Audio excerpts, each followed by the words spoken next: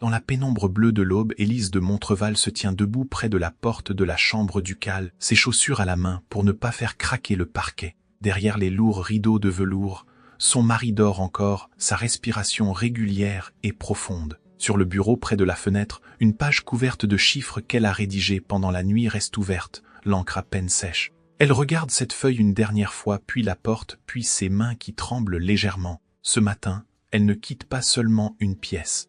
Elle abandonne l'illusion d'avoir été aimée pour avoir tout enduré. La lumière de l'aube traverse les vitres en lames pâles. Élise descend l'escalier de service pieds nus, chaque marche de pierre froide sous ses bas. Elle ne se retourne pas. Dans la grande salle déserte, les domestiques ne sont pas encore levés. Les chandeliers éteints portent encore l'odeur de la cire consumée. Elle traverse le vestibule sans un bruit, ouvre la porte latérale qui donne sur le jardin. L'air froid du matin la saisit.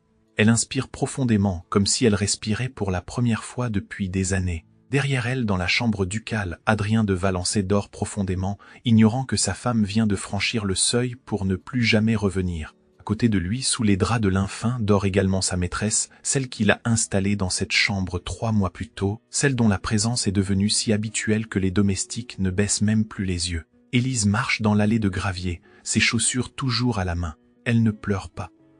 Elle ne tremble plus.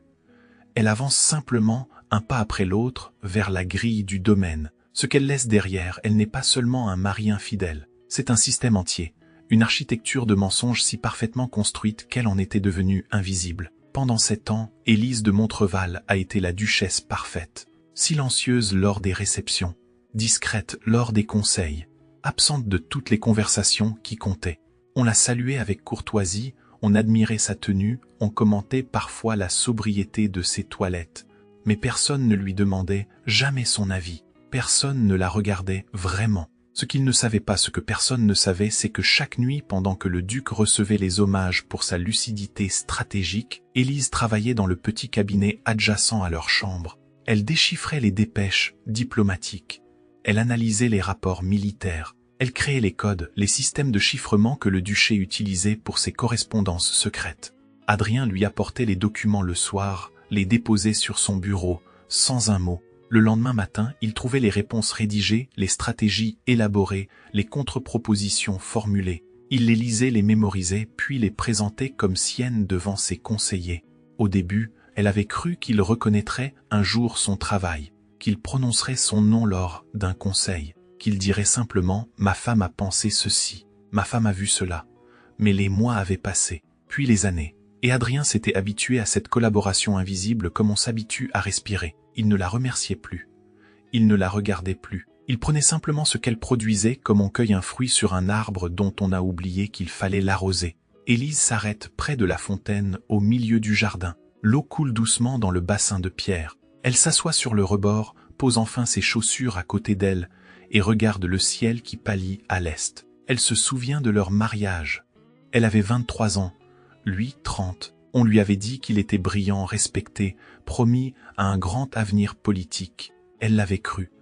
Elle avait cru aussi qu'il l'avait choisi pour son esprit parce qu'il avait remarqué lors de leur première rencontre qu'elle lisait Tacite en latin. Il l'avait épousée pour sa dot et pour son nom. Le reste, il l'avait découvert par accident 3 mois après le mariage, en la trouvant penchée sur une carte militaire dans la bibliothèque, corrigeant mentalement les erreurs d'un rapport qu'il venait de recevoir. Il avait été surpris, puis intrigué, puis intéressé. « Tu comprends ces choses ?» avait-il demandé. « Oui » avait-elle répondu simplement. « Alors aide-moi. » Ce soir-là, elle avait cru qu'il lui offrait une place, un rôle, une façon d'exister à ses côtés. Elle ne savait pas encore qu'il lui offrait seulement une fonction. Les mois suivants, elle avait travaillé avec lui. Elle avait cru qu'ils construisaient quelque chose ensemble. Elle avait cru qu'il la voyait enfin. Mais peu à peu, elle avait compris. Il ne la voyait pas. Il utilisait ce qu'elle produisait, puis il se détournait. Il la laissait seule dans le cabinet pendant qu'il allait recevoir les félicitations. Il prononçait des discours entiers qu'elle avait écrits sans jamais mentionner son nom. Et quand elle avait tenté une fois de parler lors d'un dîner diplomatique, de corriger discrètement une erreur qu'un ambassadeur venait de commettre, Adrien l'avait interrompue d'un geste de la main. « Ma femme se fatigue facilement », avait-il dit en souriant. « Les affaires politiques l'épuisent. » Les invités avaient ri poliment. Élise avait baissé les yeux, et elle n'avait plus jamais parlé en public. Elle se lève, reprend ses chaussures, continue sa marche vers la grille. Le gravier crisse sous ses pas. Un merle chante quelque part dans les arbres. Le jour se lève lentement, comme à regret. Elle pense à la dernière nuit, à cette réception organisée pour célébrer la signature d'un traité commercial que le duc avait négocié avec une puissance voisine.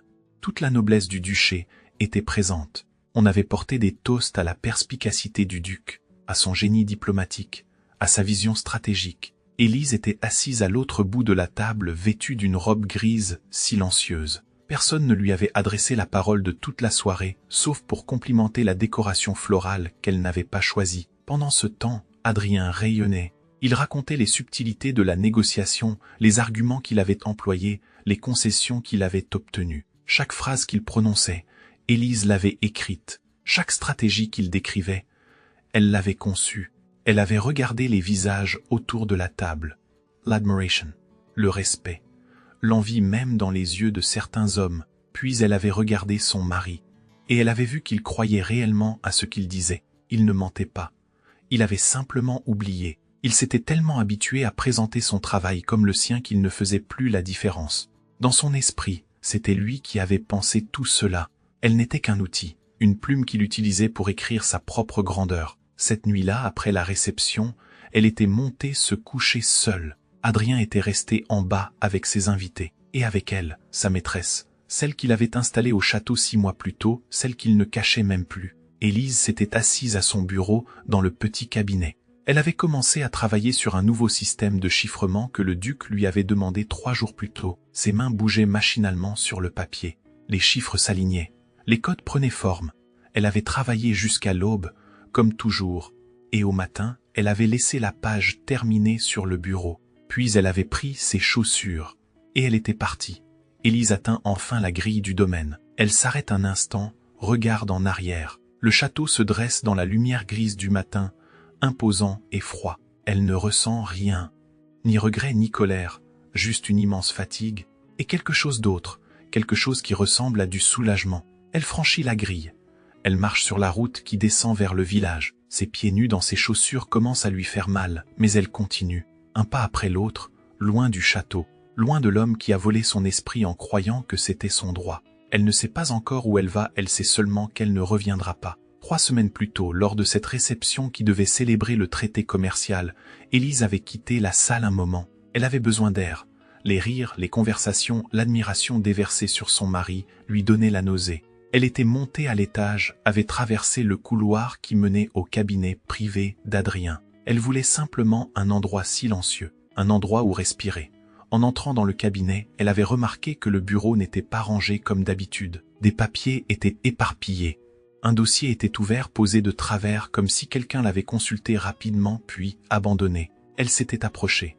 Elle n'avait pas l'intention de lire, mais son regard était tombé sur l'entête du document. Procédure de mise sous tutelle pour cause d'instabilité mentale. Elle s'était figée, avait relu, puis elle avait ouvert le dossier complètement. C'était un rapport préparé par le conseiller principal du duc. Un rapport sur elle, sur Élise de Montreval, duchesse de Valençay. Le document détaillait ses comportements préoccupants, ses nuits blanches passées à travailler, son isolement social, son refus de participer aux conversations, sa tendance à s'absorber dans des tâches masculines inappropriées à son sexe, son détachement émotionnel croissant vis-à-vis de son époux. Chaque phrase transformait sa réalité en symptômes. Son travail devenait obsession malsaine. Son silence devenait repli pathologique. Sa discrétion devenait preuve de déséquilibre.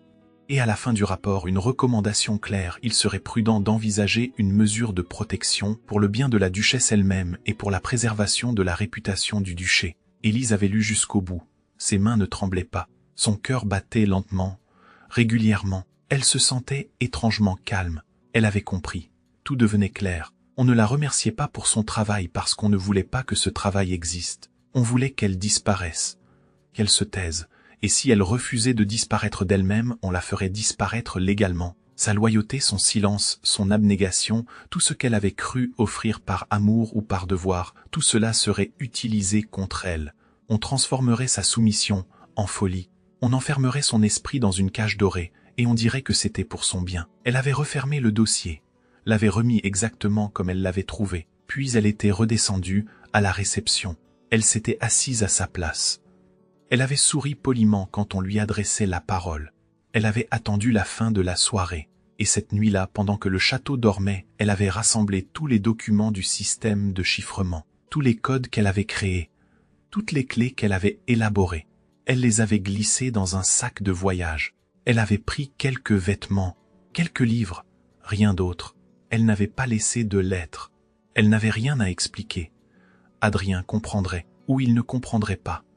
Cela n'avait plus d'importance. Ce qui importait, c'était qu'elle parte avant qu'on la détruise. Qu'elle emporte avec elle la seule chose qu'on ne pourrait jamais lui prendre, sa raison, sa lucidité, sa dignité.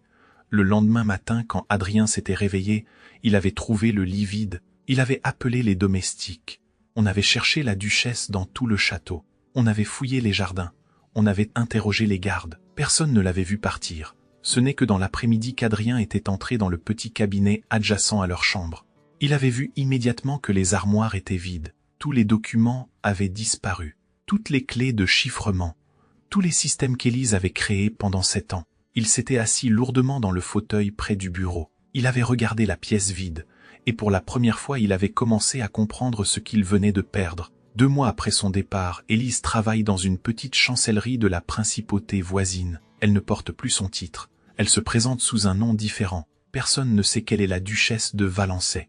On la connaît simplement comme une femme compétente, discrète, capable de déchiffrer les correspondances les plus complexes. Pour la première fois de sa vie, on la paie pour son travail. On lui demande son avis. On écoute ses recommandations.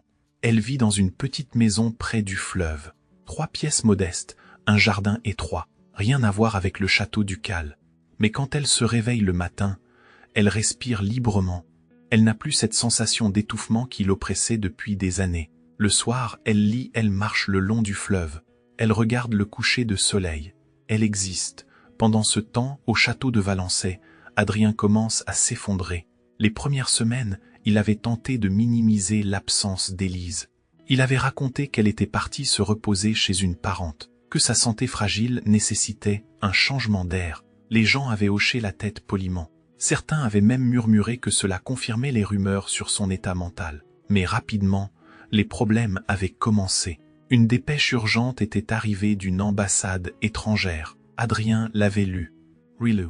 Il n'arrivait pas à en saisir toutes les implications. Avant, il aurait simplement déposé le document sur le bureau d'Élise. Le lendemain, il aurait trouvé une réponse claire, précise, stratégiquement parfaite. Maintenant, il était seul face au papier. Il avait essayé de formuler une réponse. Le résultat était confus, hésitant.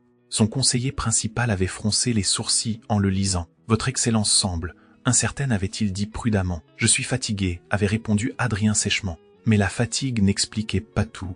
Les semaines suivantes, d'autres dépêches étaient arrivées. D'autres négociations avaient dû être menées. Et chaque fois, Adrien se trouvait démuni. Il avait les mots, mais pas la pensée derrière. Il avait la forme, mais pas la substance. Ses conseillers commençaient à s'inquiéter. Lors des réunions, le duc semblait distrait. Il posait des questions qu'il aurait dû anticiper. Il hésitait sur des décisions qu'il aurait dû trancher immédiatement. Que se passe-t-il, avait demandé un jour le ministre des Finances. Adrien n'avait pas su quoi répondre. Ce soir-là, il était monté dans le petit cabinet adjacent à sa chambre. Il s'était assis au bureau où Élise travaillait autrefois. Il avait essayé de reconstituer son processus de pensée. Comment faisait-elle? Comment voyait-elle les choses qu'il ne voyait pas? Il avait passé la nuit à étudier d'anciens documents qu'elle avait rédigés. Il avait essayé de comprendre sa logique, sa méthode. Mais c'était comme essayer de saisir de l'eau avec les mains. Tout lui échappait. Au matin, il avait compris quelque chose de terrible. Il ne savait pas penser comme elle parce qu'il n'avait jamais vraiment pensé. Pendant 7 ans, il s'était contenté de répéter ce qu'elle produisait. Il avait cru que c'était facile parce qu'elle le rendait facile. Il avait cru qu'il était brillant parce qu'elle le faisait briller. Maintenant qu'elle était partie, il se retrouvait face à sa propre médiocrité. Et c'était insupportable. Un matin, 3 mois après le départ d'Élise, un courrier scellé arrive au château. C'est un rapport diplomatique envoyé par une délégation étrangère. Une contre-proposition concernant un traité commercial que le duché tentait de négocier depuis des semaines. Adrien ouvre l'oupli. Il commence à lire, et soudain il se fige. Ce n'est pas le contenu qui le frappe d'abord.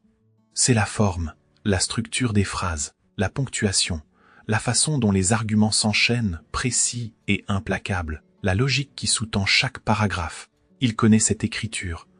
Pas la calligraphie, non, mais la pensée derrière. L'architecture mentale, c'est Élise. Il relit le document entièrement. Chaque ligne confirme ce qu'il a compris dès les premières phrases. C'est elle qui a rédigé cette contre-proposition. Elle travaille maintenant pour l'autre camp. Elle utilise contre lui les mêmes méthodes qu'elle utilisait autrefois pour lui. Il pose le document sur le bureau. Ses mains tremblent légèrement. Ce n'est pas seulement qu'elle l'a quitté. C'est qu'elle était l'origine de tout. De sa réputation, de son prestige, de ce qu'il croyait être son génie. Pendant des années, il s'était regardé dans un miroir, et il avait admiré son reflet. Mais ce reflet n'était pas le sien, c'était celui d'Élise. Elle était la lumière, lui n'était que l'ombre projetée. Il reste assis longtemps dans le cabinet silencieux. Dehors, la pluie commence à tomber. Il écoute le bruit des gouttes contre les vitres. Et pour la première fois depuis des mois, il pense à elle, vraiment à elle, pas à ce qu'elle faisait pour lui, mais à elle, à la femme qu'il a épousée, à celle qu'il a réduite au silence, à celle qu'il a effacée. Il se souvient de leur première rencontre. Elle lisait Tacite dans le jardin de son père. Il s'était approché, intrigué. Elle avait levé les yeux vers lui. Et dans ce regard, il avait vu une intelligence si vive, si claire, qu'il en avait été troublé. Il l'avait épousée en se disant qu'il aurait une femme brillante. Puis il avait passé 7 ans à éteindre cette brillance, à la cacher, à en profiter sans jamais la reconnaître. Et maintenant, elle était partie. Elle brillait ailleurs, pour quelqu'un d'autre, contre lui.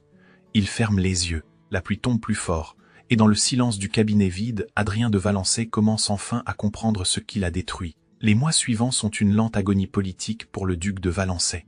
Chaque négociation devient un piège. Chaque correspondance révèle son incompétence. Les autres nobles commencent à murmurer.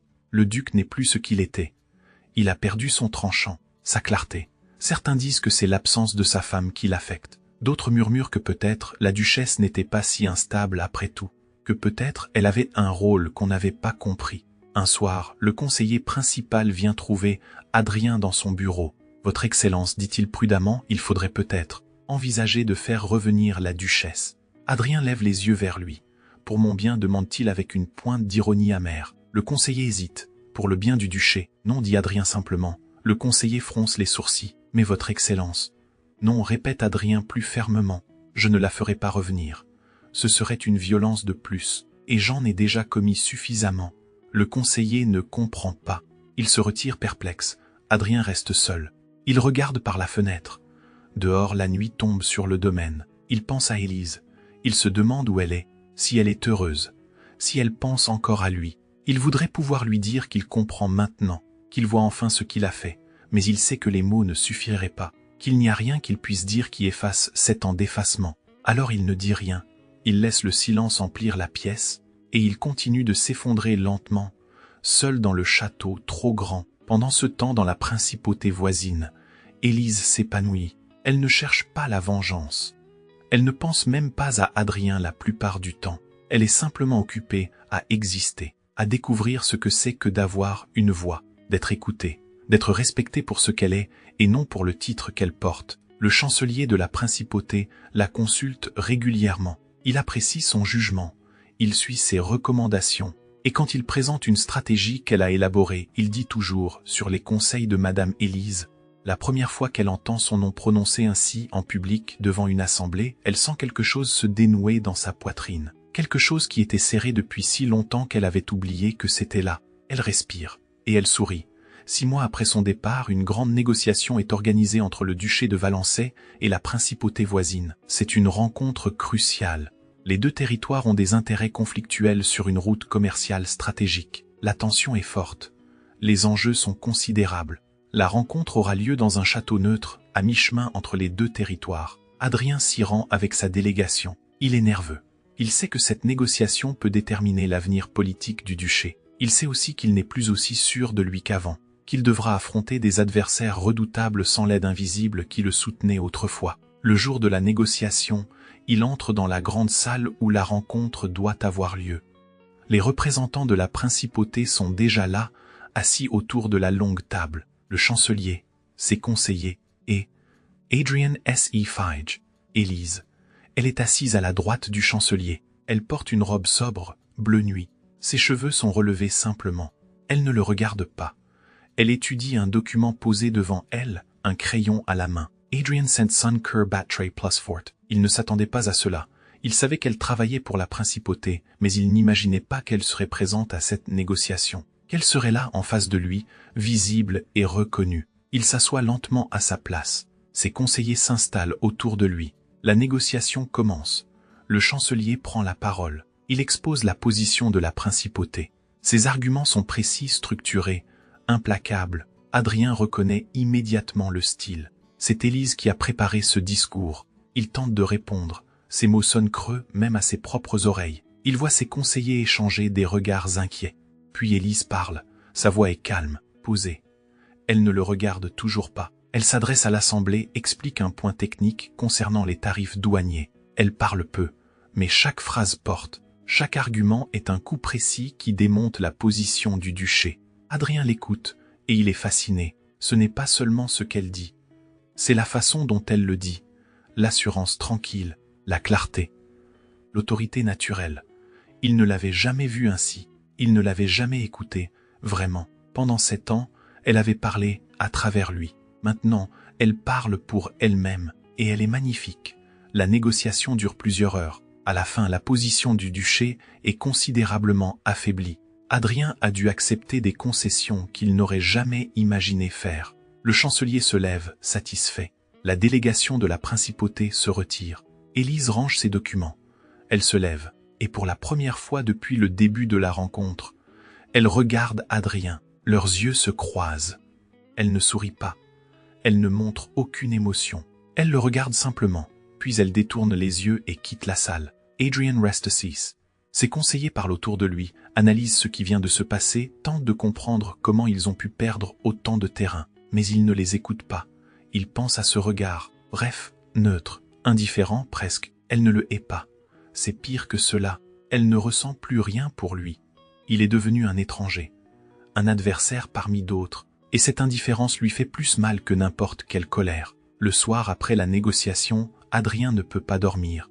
Il marche dans les couloirs du château neutre où la délégation est logée. Il sait qu'Élise est quelque part dans ce même bâtiment. Il sait qu'il devrait la laisser tranquille, qu'il n'a aucun droit de lui parler, qu'elle a reconstruit sa vie sans lui et qu'il serait cruel de la déranger. Mais il ne peut pas s'en empêcher. Il la trouve dans l'ancien cabinet de correspondance du château, une petite pièce au 2e étage où sont conservées les archives. Elle est seule, assise à un bureau, une chandelle allumée près d'elle. Elle révise des notes pour la prochaine session de négociation prévue le lendemain. Il frappe doucement à la porte ouverte. Elle lève les yeux. Elle ne semble pas surprise de le voir. « Adrien », dit-elle simplement. Il entre dans la pièce. Il ne sait pas quoi dire. Il a répété des phrases dans sa tête pendant des heures, mais maintenant qu'il est face à elle, tout lui semble inadéquat. « Tu m'as manqué », dit-il finalement. Elle le regarde sans répondre. « Le duché s'effondre sans toi », continue-t-il. « Je m'effondre sans toi. Je sais », dit-elle calmement. Ce n'est pas de l'arrogance. C'est juste un constat. Elle sait ce qu'elle valait. Elle sait ce qu'il a perdu. « Reviens », dit-il. « Silty Plate. Je ferai différemment. Je te reconnaîtrai. Je dirai ton nom. Jay. » « Non », l'interrompt-elle doucement. Il se tait. Elle pose son crayon. Elle le regarde vraiment pour la première fois. « Tu ne comprends toujours pas », dit-elle. « Tu me demandes de revenir pour t'aider, pour sauver le duché, pour te sauver toi. Mais tu ne me demandes pas ce que je veux, ce dont j'ai besoin. Tu ne vois toujours pas. Alors dis-le-moi, supplie-t-il. Dis-moi ce que tu veux. Je veux exister, dit-elle simplement. Pas à travers toi, pas pour toi, just exister. Et je ne peux pas faire cela si je reviens. Il la regarde. Il voit dans ses yeux quelque chose qu'il n'avait jamais vu avant. Une clarté, une paix. Elle n'est pas en colère, elle n'est pas blessée. Elle est simplement libre. Je suis désolé, dit-il, pour tout, pour ne pas t'avoir vu, pour t'avoir utilisé, pour t'avoir effacé. Je sais, dit-elle encore. Elle se lève. Elle s'approche du bureau où il se tient. Elle prend un document qu'elle a corrigé, un folio couvert de chiffres et d'annotations de sa main. Elle le pose sur la table entre eux. Regarde, dit-elle. Il baisse les yeux vers le document. C'est un système de chiffrement complexe. Il reconnaît son propre travail, maladroit et incomplet. Et par-dessus, en encre rouge, les corrections d'Élise, précises, élégantes, parfaites. Pendant 7 ans, j'ai fait cela, dit-elle. J'ai corrigé tes erreurs, j'ai complété tes pensées. J'ai construit ta réputation, et tu as cru que c'était toi. Tu t'es tellement habitué à prendre ce que je produisais que tu as oublié d'où cela venait. Elle tend la main vers le bureau. Elle prend une plume. Elle la lui offre. Reprends-la, dit-elle, fais ton propre travail maintenant. Il regarde la plume. Il ne la prend pas. Je ne peux pas, dit-il, je ne sais pas faire ce que tu fais. Je sais, dit-elle pour la 3e fois. Elle repose la plume sur le bureau. Elle recule d'un pas. Adrien, dit-elle doucement, tu m'as épousé en croyant que j'endurerais tout, que je resterais silencieuse, que je te donnerais ce dont tu avais besoin sans jamais rien demander en retour. Et pendant longtemps, c'est ce que j'ai fait, parce que je croyais que c'était de l'amour. Elle s'arrête. Elle respire profondément. Mais ce n'était pas de l'amour, c'était de l'effacement. Et je ne peux plus vivre comme cela. Il la regarde. Il voudrait la toucher, poser sa main sur son bras, la retenir. Mais il sait qu'il n'a pas ce droit. « Est-ce que tu m'as aimé ?» demande-t-il. Un jour, elle hésite, puis elle hoche lentement la tête. « Oui, dit-elle, au début, avant de comprendre que tu ne m'aimais pas, que tu aimais ce que je pouvais faire pour toi. Je t'aime maintenant, dit-il, maintenant que je te vois. » Elle sourit tristement. « Tu m'aimes parce que je te manque, parce que tu as besoin de moi. Ce n'est pas la même chose. » Elle contourne le bureau. Elle se dirige vers la porte. « Élise, appelle-t-il. » Elle s'arrête. Elle ne se retourne pas. « Je te verrai demain à la négociation, dit-elle, en tant qu'adversaire. C'est tout ce que nous sommes maintenant. » Elle sort de la pièce. Ses pas résonnent dans le couloir. Puis le silence retombe. Adrien reste seul dans le cabinet. Il regarde le folio corrigé posé sur le bureau. Il regarde la plume qu'elle a refusé de prendre. Il comprend enfin. Elle ne reviendra pas, pas parce qu'elle le hait, mais parce qu'elle s'est retrouvée, et qu'elle ne se perdra plus jamais. Il s'assoit lourdement dans le fauteuil. Il pose sa tête dans ses mains, et pour la première fois depuis des années, il pleure, pas sur lui, mais sur elle, sur ce qu'il lui a fait, sur ce qu'il a détruit. Le lendemain, la négociation reprend. Cette fois, Adrien ne tente même pas de rivaliser. Il accepte les termes proposés par la principauté. Il signe le traité. Il sait qu'il a perdu, sur tous les fronts. Quand la séance se termine, il cherche Élise du regard, mais elle est déjà partie. Il rentre au château de Valençay. Les semaines suivantes, il essaie de continuer, de gouverner, de maintenir les apparences. Mais tout le monde voit que quelque chose s'est brisé. Le duc n'est plus le même homme. Un matin, il reçoit un message, une lettre scellée sans expéditeur. Il l'ouvre. À l'intérieur, un seul document. C'est un nouveau système de chiffrement, complet, précis, élégant. En bas de la page, une note manuscrite pour que le duché ne s'effondre pas entièrement. Mais c'est le dernier. Apprenez à penser par vous-même maintenant. Pas de signature. Mais il reconnaît l'écriture. Il tient le document longtemps entre ses mains. C'est un cadeau, ou peut-être un adieu, ou les deux. Il range le document dans un tiroir. Il ne l'utilisera pas. Il sait qu'il doit apprendre à se débrouiller seul maintenant, que c'est la seule façon de mériter, peut-être un jour, le pardon qu'elle ne lui accordera jamais. 2 ans passent. Élise vit toujours dans la principauté voisine. Elle est devenue une figure respectée de la chancellerie. On la consulte, on l'écoute, on reconnaît son travail. Elle n'a pas revu Adrien depuis cette nuit dans le cabinet de correspondance. Parfois, elle entend des nouvelles du duché. On dit que le duc s'est retiré progressivement de la vie politique, qu'il a cédé la plupart de ses responsabilités à ses conseillers, qu'il vit seul dans le château sans même sa maîtresse qui l'a renvoyé peu après le départ d'Élise. Elle ne ressent ni satisfaction ni pitié en entendant cela, juste une forme de distance paisible. Un matin d'automne, elle marche le long du fleuve. L'air est frais. Les feuilles commencent à tomber. Elle s'arrête près de l'eau. Elle regarde le courant. Elle pense à la femme qu'elle était il y a 2 ans, celle qui travaillait la nuit dans un cabinet silencieux, celle qui s'effaçait, celle qui croyait que l'endurance était de l'amour. Cette femme lui semble si lointaine maintenant, comme une étrangère. Elle respire l'air froid. Elle sourit. Elle est libre. Derrière elle, quelqu'un approche. Elle se retourne. C'est Adrien. Il est seul. Il porte des vêtements simples, sans les ornements ducaux. Il a vieilli. Ses cheveux grisonnent aux tempes. Il a l'air fatigué. Élise, dit-il, elle ne répond pas. Elle attend. Je ne suis pas venu te demander de revenir, dit-il. Je suis venu te dire merci. Elle fronce légèrement les sourcils. Merci pourquoi? Pour être parti, dit-il, pour m'avoir forcé à me voir tel que je suis, pour m'avoir refusé la facilité de continuer à vivre dans le mensonge. Elle le regarde. Elle voit dans ses yeux quelque chose de différent, une humilité qu'il n'avait pas avant. « Tu as appris à penser par toi-même » demande-t-elle. Il sourit tristement. « J'essaie. Je ne suis pas aussi doué que toi. Je ne le serai jamais. Mais j'essaie. » Il reste silencieux un moment. Le fleuve coule doucement entre eux. « Je ne reviendrai pas, dit-elle finalement. Je sais, dit-il, Je ne te le demande pas. Alors pourquoi es-tu venu? Il hésite, puis il dit simplement, pour te voir briller, une fois. Sans être celui qui vole ta lumière, elle sent quelque chose se serrer dans sa poitrine. Ce n'est pas de l'amour, ce n'est pas du pardon, c'est juste de la reconnaissance. Qu'il voit enfin. Trop tard, mais il voit. Au revoir, Adrien, dit-elle doucement. Au revoir, Élise. Il s'incline légèrement, puis il se retourne et s'éloigne. Elle le regarde partir. Elle ne ressent ni regret ni tristesse, juste une forme de paix. Quand il disparaît au tournant du chemin, elle se retourne vers le fleuve. Elle respire profondément. L'air froid emplit ses poumons. Elle est libre. Elle est vivante. Elle est elle-même. Et c'est suffisant. Elle reprend sa marche le long du fleuve. Le soleil se lève lentement à l'est. La lumière dorée éclaire l'eau. Elle marche vers cette lumière, un pas après l'autre, sans se retourner. Derrière elle, le passé s'éloigne. Devant elle, l'avenir s'ouvre. Et pour la première fois depuis des années, elle ne sait pas ce qui l'attend. Mais cela ne lui fait pas peur. Elle sourit, elle continue de marcher. Et dans le silence de l'aube, elle entend enfin sa propre voix. Claire, forte, libra. Elle ne sera plus jamais invisible.